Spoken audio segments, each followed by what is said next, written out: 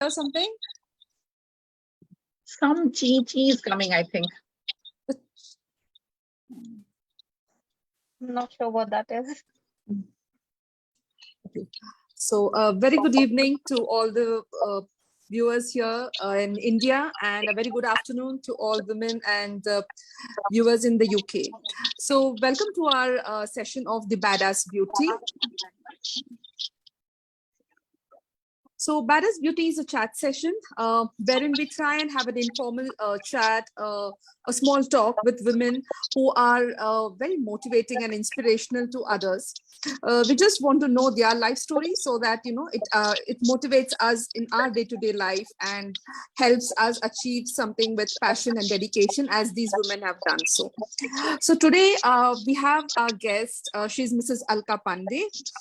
She's a dietitian and associated with the NHS UK for the past 11 years. Welcome to our show, and thank you so much for being here with us today, Alka ji. Thank you, Greeshma. Thank you for the kind words and the warm welcome. So, Alka ji, we would like to know a little bit about your childhood, like where are you from, and like just a basic intro.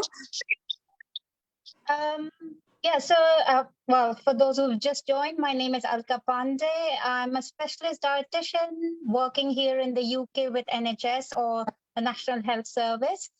I have done my studies from Mumbai, India. So I'm a Pakka Mumbaikar.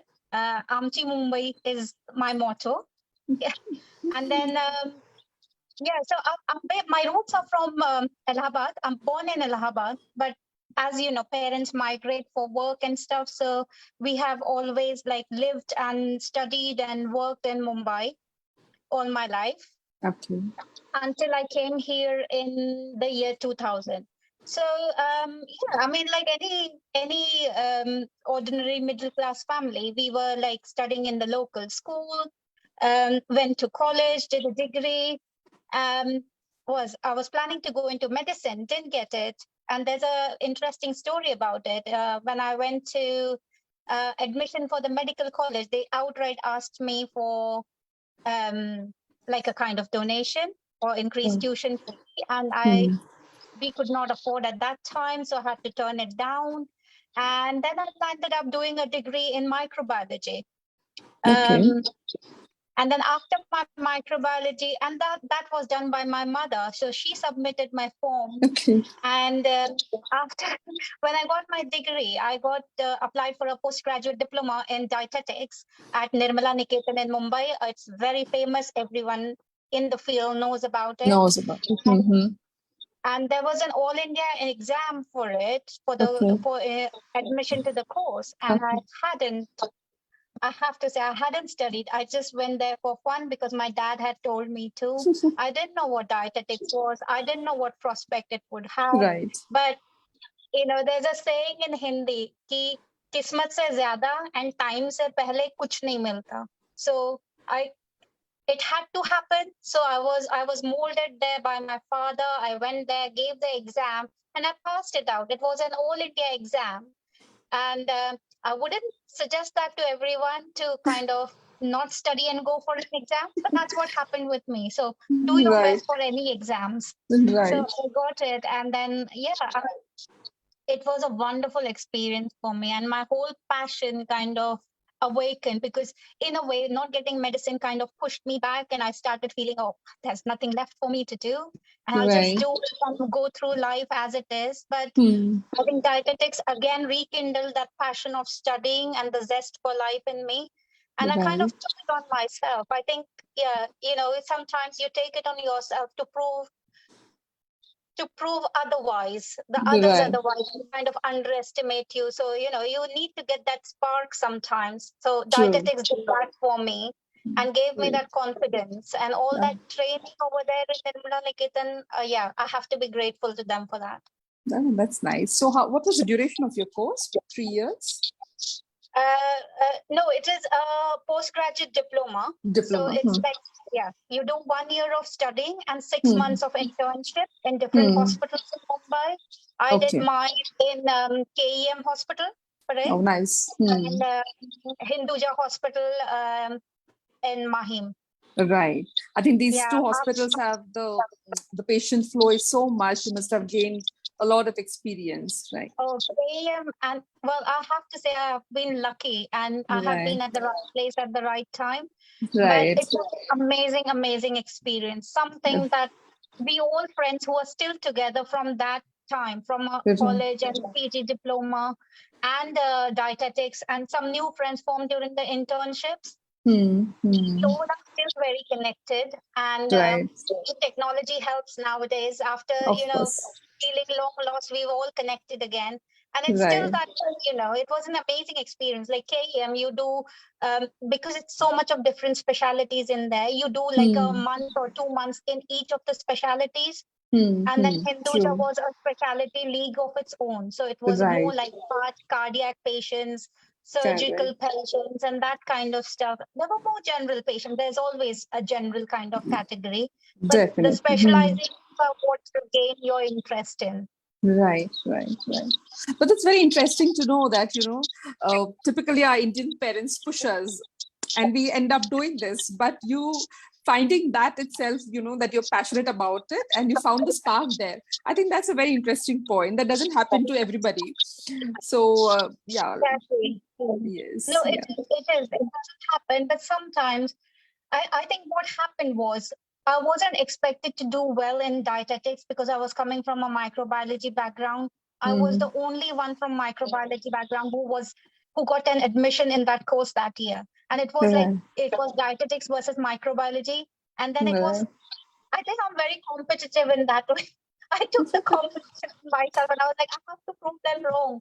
Right. Microbiology, I have done it microbiology. I have got the basics for it. I just need to develop it.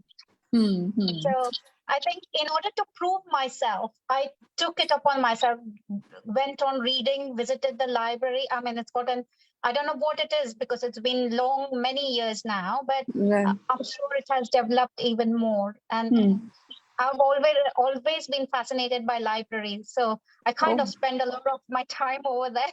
That's nice. That's interesting again. Yeah. Right. So, did you work anywhere before you moved to the UK? Did you work in India, I mean to say? Yes, I did. Yeah, I think, I worked there. I started with Talwalkars. That was the gym. That was, Gym. I'm sure it's still there. They Yes, used to yes. employ dietitians over there because it is such a cutthroat market and it's difficult to get a job. So Correct. after my degree, I was at home for some time. So I was desperate to get something, get my Of foot in course. the door and start somewhere. So I worked with Talwalkars. Then I got into different hospitals. So I worked in Breach Candy Hospital. I worked in Kambala Hill Hospital. Okay. I worked in then after that was Hinduja Hospital. Right, Yeah. right. Okay. With That's me, nice. my selection criteria was because I am a vegetarian. I don't eat non-vegetarian. If you're a Okay. dietitian in these small hospitals, you got to taste the food. Now I Okay. wouldn't taste the non-veg food. Right, So right. that was a bit of an obstacle for me. Right. True. Yeah. So when I Okay. landed a job in Hinduja, I was the most happiest person.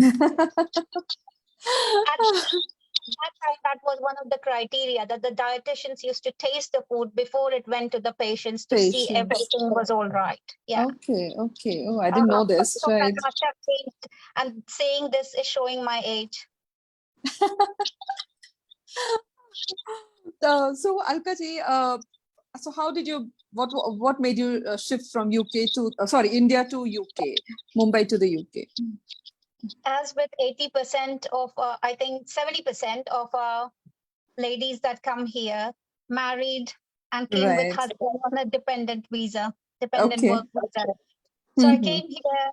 I was there for a year in Wembley, Okay. and I got pregnant. But then as I said, I was always looking for things to do. I didn't want to sit at home. So what I did was when I went for my scan for my pregnancy, I kind of wandered around the hospital and found the dietetics department. And I just presented myself and said, can I do a volunteering work with you? I'm here only for a certified time. And they were very generous. yeah, after the checks and this is long back. I know it wouldn't happen that way now, but Hmm. I was so I had to make use of that time. Right. That's so nice. I mean, that's very nice of you. You were always very attentive. I mean, and focused probably. So you were able to pick up. Okay. Yeah. I think I asked the sonographer that first thing in UK here, coming here. That's Okay. what I asked him. I didn't even ask, like I asked him, how's the baby and everything? Okay, okay. Now tell me, where's the dietetics department? I need to go and see them. But that proved an immense support Hmm. for me and a Hmm. building block for me. And Hmm. at that time, I didn't think it that way. I just wanted to see how the dietetics department run over here. What did Right. they do? How did they work? How is the Indian system different from the UK system? That was the True. only thing I wanted to find out. I wasn't going to work. I knew that because Right. I have a family here. So Hmm. I knew I was going to go back for the pregnancy, completion, and delivery to India, Right. where Hmm. my family still is. Okay. So yeah, that was the thing. Yeah, I think Okay. 2 months of that was a big reference for me in getting my job here. I All mean, right.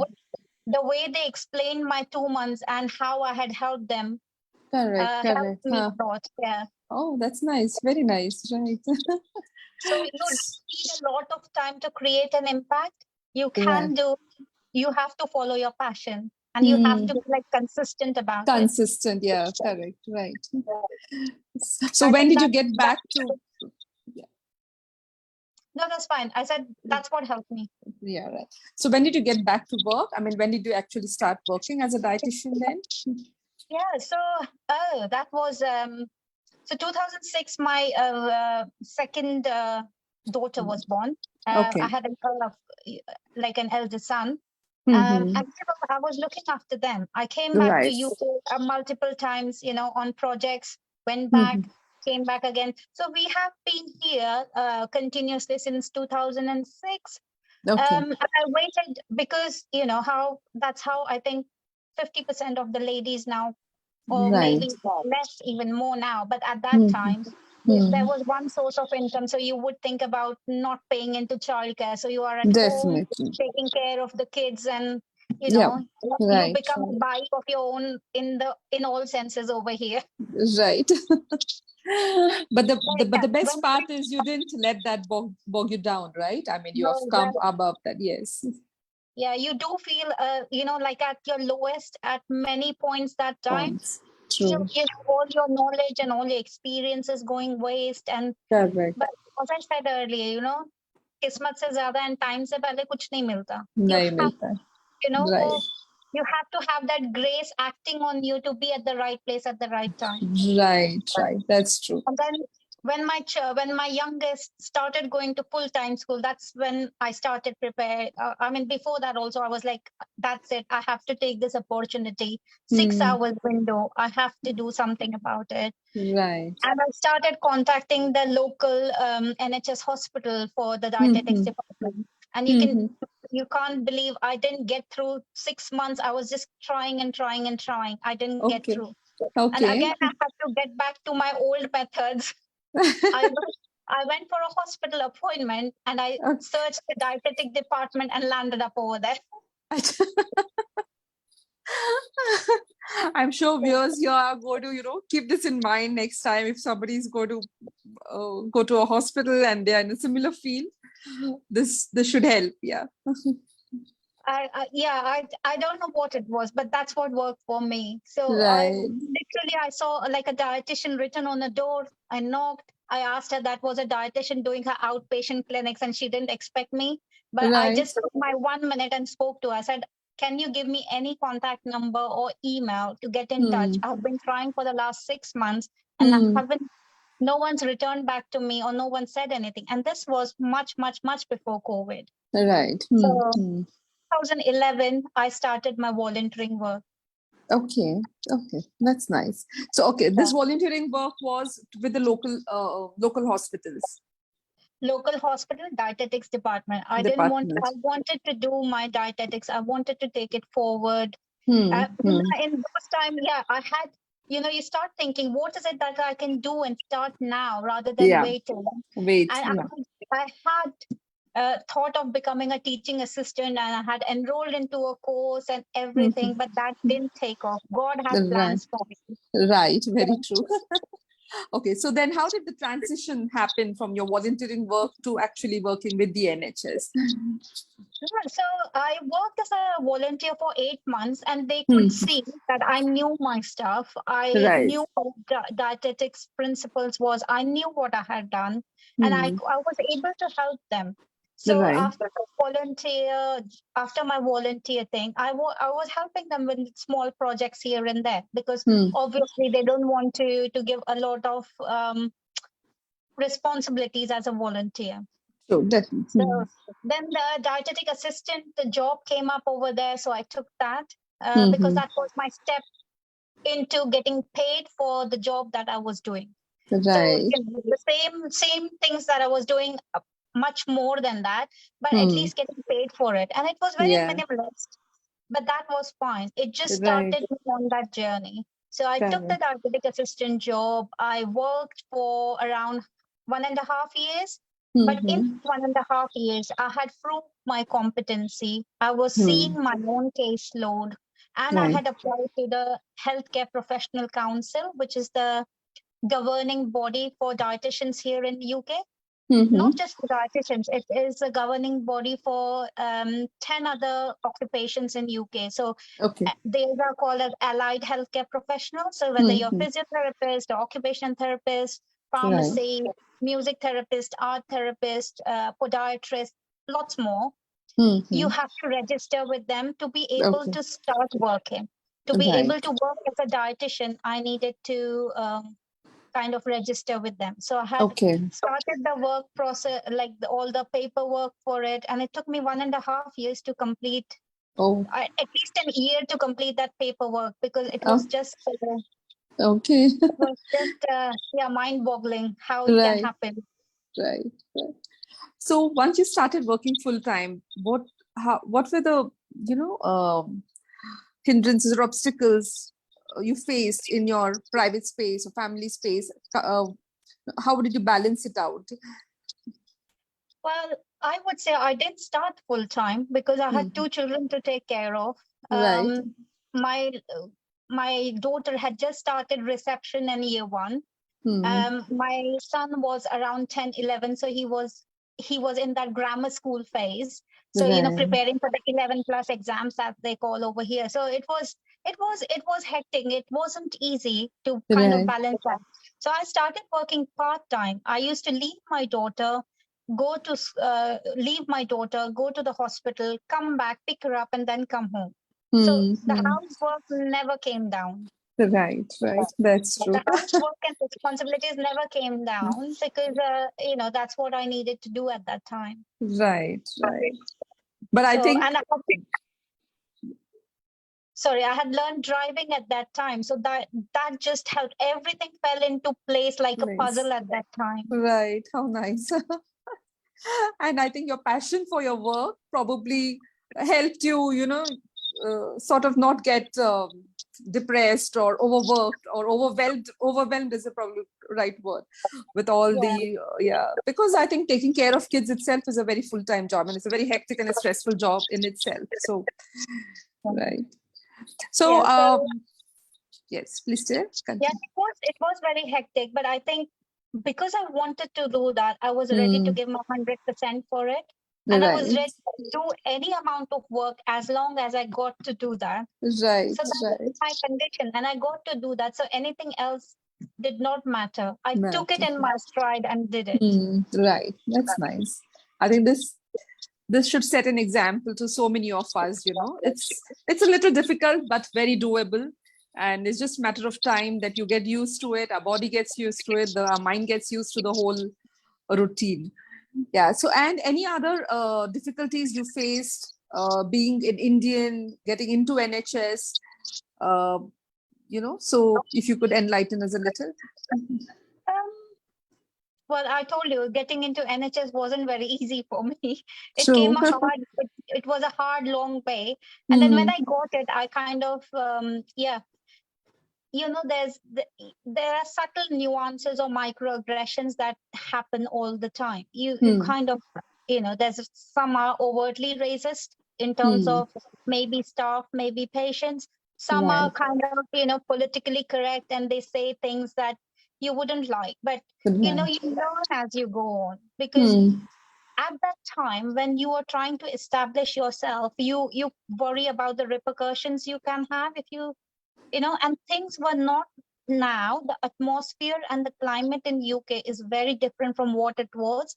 Now I don't feel uncomfortable raising a voice. Right. Okay. Yeah, I can raise my voice. I can say things. It is so multicultural in the last 10 years. Right. At that point of time, it was very different. So I think I felt very kind of privileged to get that job at that time, and I was the only one in that department. I mean, there were others in other sites, but again, those were the people of Indian origin who had already been born over here, not like me who had immigrated. So yeah, I always felt I had to do double the amount of work, or sometimes it is your own kind of standards that you set for yourself, your own personal expectations, that I have to do this to be able to get that. No one is telling you that, but it takes a long time and experience to kind of understand that. True. Your personal expectations bog you down more rather than anyone else's expectation. Right. But that also helps us stay, at a proper required standard, probably, unless we self-evaluate and self-examine. I think that's a very good thing, right? It is. Yeah. And once you know your positives and your strengths and your weaknesses, you would have a personal expectation accordingly. Right. So when you have that, you have weighed the pros and cons, you know what works for you, what doesn't. So it is a race with yourself rather than comparing it with anyone else. I didn't have any standard to compare to. I didn't know anyone else who had done that. So I was like everything doing on my own. I'm sure there must have been people, but at that time for you, yes. Mine was such a niche kind of area of dietetics. I didn't know anyone who was working in dietetics at that time. Right. And also, you have been awarded by the NHS Parliamentary Award in 2019. Yeah, if you could tell us a little about it. Yeah, so what happened was, again, I had a very good manager, and there were talks in the community about ladies group that who were mainly from like South Asian background. They used to meet at a multicultural center every Sunday afternoon, just for a ladies group out kind of thing. But the area was showed data statistics about people having the most diabetes, and the other things that are found in a South Asian family. So diabetes, blood pressure, cardiac problems. And although the surgery had tried to educate them and get professionals in to teach them, or, kind of explain to them what is the importance and, what is it that you can do, it was always explained to them in English, which is not their first language. Many people don't understand, even after staying for a long, long time in UK, they are not kind of fluent towards learning. So they will understand, they can speak and they will understand what you're saying. But when it comes to this higher kind of conversation, it is very difficult to explain it to them. So I think the GP surgery there just kind of mentioned that we almost need someone who can teach them in their own language. And my manager jumped at that and said, I know the right person for it, and my team will do it. Don't worry about it. And she came and I just remember that day. She came and told me, she said, Alka, I have promised them that we will do this depending on you. I hope you can do it. So I was like, yes, don't worry. I'll do it. Of course, yes.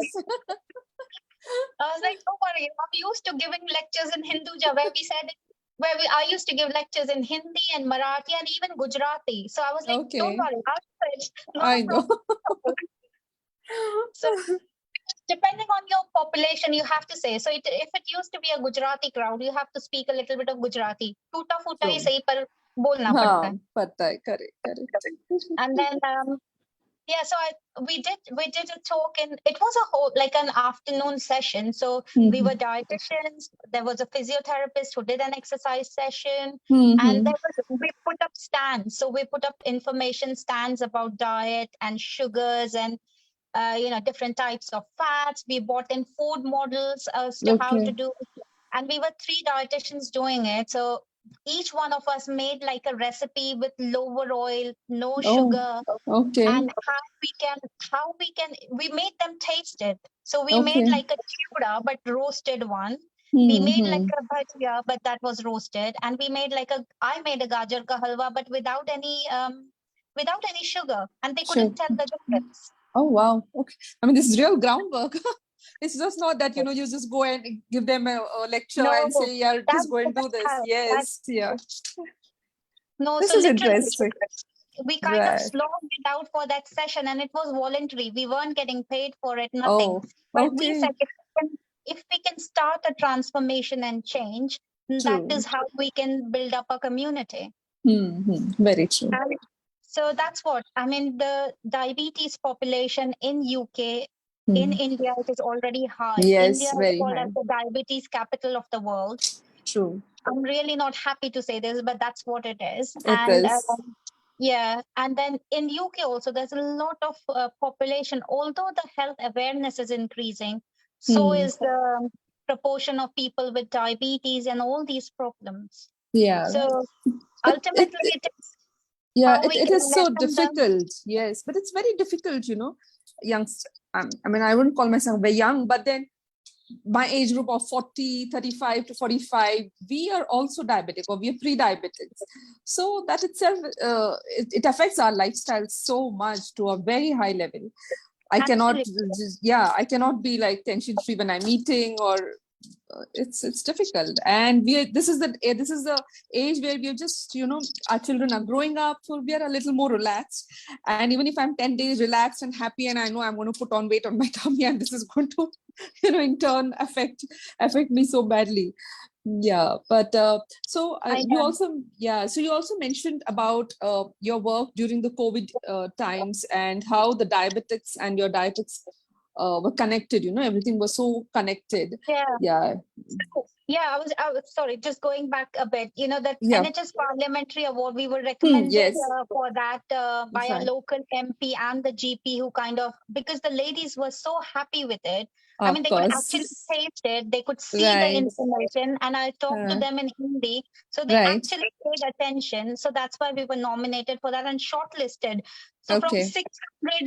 600 applications, Okay, well, not that's applications, it is recommendations. So we didn't even know unless we were shortlisted. Suddenly one day we get an email to say you are invited to the NHS Parliamentary Awards, and I was like, oh what's that? man. I mean, that's some climb, you must say, from Mumbai to the House of Parliament. It's amazing. Kudos. Yeah. I know. And I couldn't stop grinning the whole Of day when course. we went over that. My jaws were like paining the whole day after that whole day. Right. Yeah, it was a very, very nice experience. I mean, the highlight of my career, I would say. Right, definitely. I mean, I think every drop of sweat was worth this, right? I mean, and your parents must have been so proud back home. I know. My father wasn't alive till that time to see that. He passed away in 2015. But yeah, I was like, wherever he is, I'm sure, yes. He must be so happy. And then, of course. Yeah, my in-laws and my whole family, they all were very happy. Right. Yeah. So coming back to the COVID work, well, I kind of do double jobs in the NHS in dietetics. I kind of 2 days I work in ICU as an ICU dietitian, and the other 3 days I work as a diabetes specialist dietitian, looking after type 1s and complex type 2 patients. So when I was doing my ICU work, I can literally see the vision of, when COVID started, there wasn't much information about it. I was sitting at the nursing, looking at patient data and records, and all the COVID patients were coming in. And then Right. we started working, how things changed on an hourly basis at that time. You got to wear PPE, you got to do this, you got to Right. sanitize your hand, you can't go in, you can't do that. If you're going in, wear this mask, that mask, Correct. everything. The protocol kept on changing so much. But from what I could see from my ICU work was there were many sad stories, and it just breaks my heart to kind of, remember them again. But Right. there was a common theme about it. Even before the research came out, I was telling my colleagues, I was like, why is it that the South Asians coming in with COVID aren't able to survive? Okay. What is it that is, there is something seriously wrong. And Right. because when we see patient, we are looking at a lot of factors. So, like past medical history, their diagnosis, what medications they are on, what is their weight and stuff. So there was definitely a connection between the weight, their past medical history.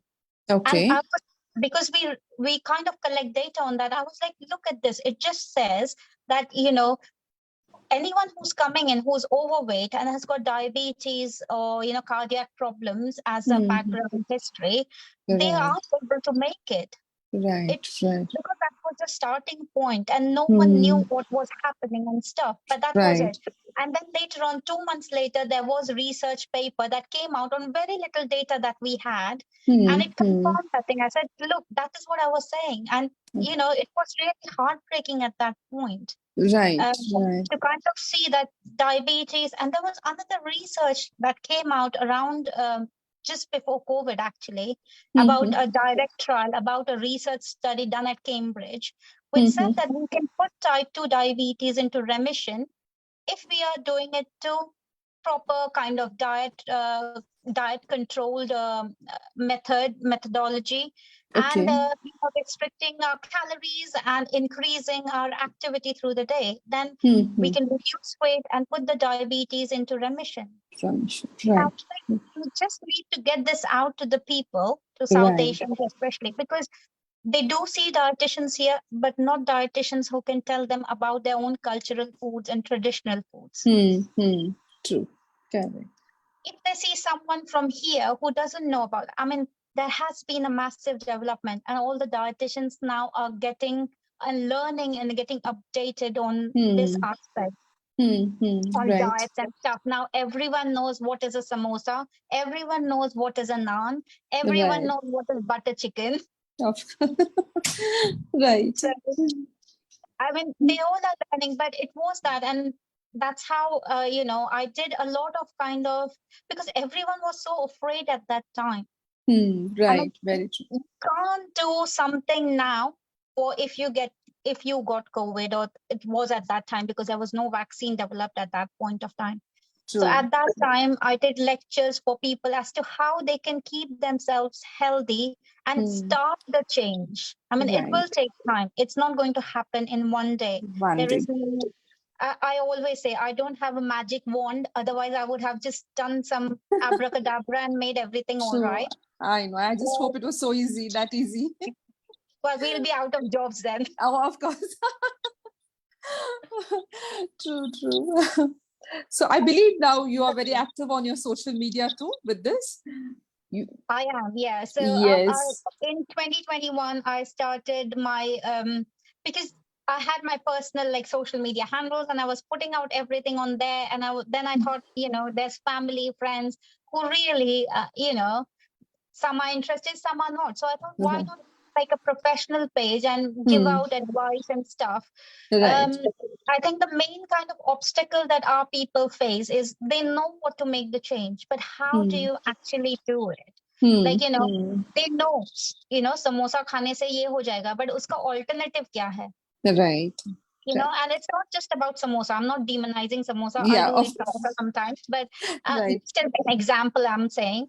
What is the alternative? How you can be? So what is it in our South Asian foods? We can make changes, and what is good for us in our diets, what is not so good for us, or what are the alternatives? So that's what I kind of plan to put on there. Right. That's what I've started. So if you see my Instagram and Facebook page, there's a lot of recipes on there which are healthy. And I Right. kind of tell them about what is good about them and who should take it, who should not, and that kind of stuff. Right. So, what's your experience like now? When now we are looking back, when we are taking our health so seriously, I think the awareness is all-time high right now, and we also do find that our Indian system of maybe Ayurveda or I wouldn't say homeopathy, but Ayurveda, or our Indian system of eating, everything is coming to make sense now. As children, when we used to disregard so many things, early eating, early dinner, we never did that. But now it's like do intermittent fasting, and it's basically what Indians practice way back. Absolutely. Yeah. So do you find the Indians in the UK adapting? I mean, are they relearning this? How is their I would just like to know how is their outlook into the whole thing. Are they acceptable? Are they ready to learn this? I think COVID has done like a major reality check for everyone all over the world. I think it has made people realize that what we are doing is not helping us. Right. So doing that consistently on a regular basis is not helping us, is what people realize. And sometimes the fear tactic work for someone, sometimes the explaining tactics work for someone, sometimes it's the fear, because I think in all our families, the people who are getting diabetes, the age is getting lesser and lesser. Yes. Now, even here we've never seen this, and after COVID we are seeing some small children like 14 to 20 Oh my getting God. type 2 diabetes, and that is just shocking. I mean, we had never seen children with type 2 diabetes. Right. But all this stress, maybe it's a viral infection and it's triggering some autoimmune, but we've never seen so many type 1s. I mean, the number of type 1s we used to get in 3 months earlier, pre-COVID. Okay. No, sorry, the number of Type 2. number of type 1s we used to get in over a year, now we are getting in 3 months. And there's God, that's a more number huge, of younger patients with type 2. Right. Oh So my, even like 16, 17, children who are overweight from South Asian background with a family history of, like diabetes, or it's called as the metabolic syndrome. So it's like a triangle of diabetes, blood pressure, and blood cardiac pressure. problems. Right. So if you have a family history, then, I mean, as young as 17 are triggered. And I feel really bad when I see them, because they feel like my children. My children are that age. When I see them, I just feel like hugging them rather than telling them anything. It's the parents that I feel I need to educate more on. Correct. True. Yes. Yeah. So, I mean, that way, I think because of COVID, it was triggering some autoimmune reaction. It was triggering some, the treatment was steroidal hormones, which pushed people into diabetes. So they would have got diabetes at some point. But Yes. made people pre-diabetic. The pre-diabetics were pushed into diabetes. And that kind of stuff. It's just kind of, the domino effect kind of happened, and there was a lot of diabetics. And that's why I thought, I can see patient one-to-one consultations, but if I use my social media handle to teach a lot of people on a public platform, then that will be more and more people can take it, and that will be easier for people to follow. Right. Definitely. I have watched some of your videos and I'm impressed. And I'm definitely going back and, trying the recipes. Thank you. Because we all need it. I think in my family, we all need it, myself included. But Spread the word. Yes, yes, I will. Definitely. So, Alka ji, thank you so much. Is there anything else you would like to share with our viewers? No, well, I'm a dietitian, so I have to have the last 3 things that I always say. Look after your health. There's no time like, kal karunga, parso karunga. There's nothing. The time is now. Right. Look after if you need water, you can't go digging a well at that time when you're thirsty. So you have to take care of it now. Keep on top of your hydration. Take care of your gut health. One thing I would say is increase your fiber in the diet and increase your activity. We can make the dietary changes, but no one they will all say मेरे पास time नहीं है walk पे जाने का, मेरे पास time नहीं है gym जाने का. Doesn't have to be. Do 10 minutes activity 3 times a day. That's fine. उतना तो हम Right. बच्चे लोगों के साथ भाग कूद सकते हैं. Correct. छोटे बच्चे हैं तो that is an advantage. Just play with them, work with them. Right. It doesn't have to be exercise, just daily activity. Jump around Right. with them if you can. Right. It's as simple as that. But Vitamin D and Right. vitamin D. If And we vitamin test, D. if we test, half of us will be vitamin D deficient. So Deficient. take care of Yeah. that. Right. True. Thank you so much, Alka ji. It's you have been an inspiration to many, and I hope as many many women get to watch this video later. But thank you so much, and you set an example as with grit, determination, and focus, you can achieve what you want, basically. So we're so proud of you. Thank you so much. Thank you for coming on the show. Thank you for inviting me. It's a pleasure. Yeah. Thank Thanks. Thank you. Bye-bye. Bye. Thanks.